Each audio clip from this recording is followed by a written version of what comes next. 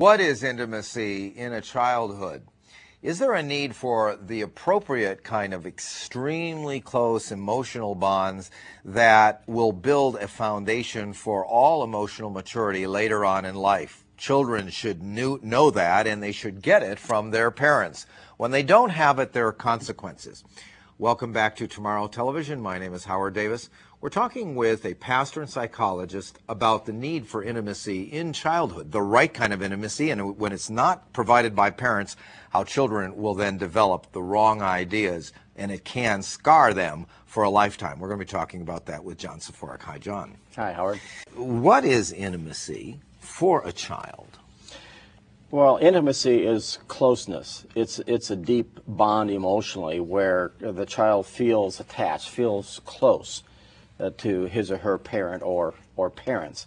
Sometimes, because children love to emulate or imitate, their parents, you can see an effect of this, that they're walking the same way that dad or mom walks, or they try to put the certain expression on their face, or they use certain words that they have emulated because there's this bond.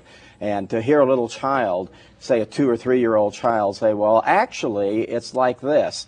You don't expect them to say, actually, which is more an adult way of speaking. But it's evidence of this closeness, of this bond, that they want to become just like dad or mom.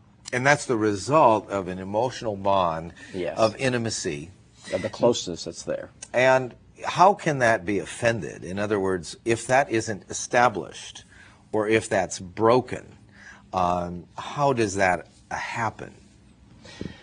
Well, how it happens is through such things as neglect, where the child is not given that special attention, where the child is told continually that he or she is interrupting, that it's given a message, oftentimes more non-verbally than verbally, that you don't matter, you're not as important as my adult conversations over here, or the things that I want to do, the movie that I want to watch, or the TV that I want to watch. Don't interrupt me, constantly like that. That sends a powerful message to a child that just ends up breaking any bond of intimacy that's been in formation.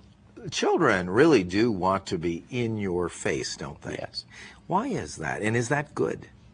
Well, it is good because they need attention. They need praise. They need encouragement. They need to know and be told that they're loved. They need to be cherished. They need proper touch. They need to be hugged. They need to be kissed and held. They need all of those things emotionally to feel safe and secure, to feel happy, to really flourish or thrive as a child. Most people associate the word intimacy with sex and sexuality in Western culture.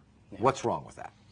Well, it's basically it's a lie. It is taking one aspect of a relationship that should be in marriage between a husband and wife. One aspect of that is a sexual relationship. Should be a good, healthy relationship. But it's taking that one aspect, sex, and then applying it is just like smearing it all over everything in life for anybody in whatever relationship it happens to be, distorting it and seldom picturing it within the context of a husband and wife and marriage. So the media couldn't do much more of an injustice than what they're doing by warping the way that they present it.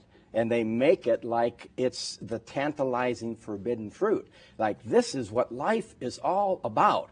And somehow when people try that, they wonder why it didn't work for them. Until puberty, there is no sexualized intimacy. There is no even thought of sexualized intimacy in the normal child or the way childhood should be structured. Isn't that correct? That's correct.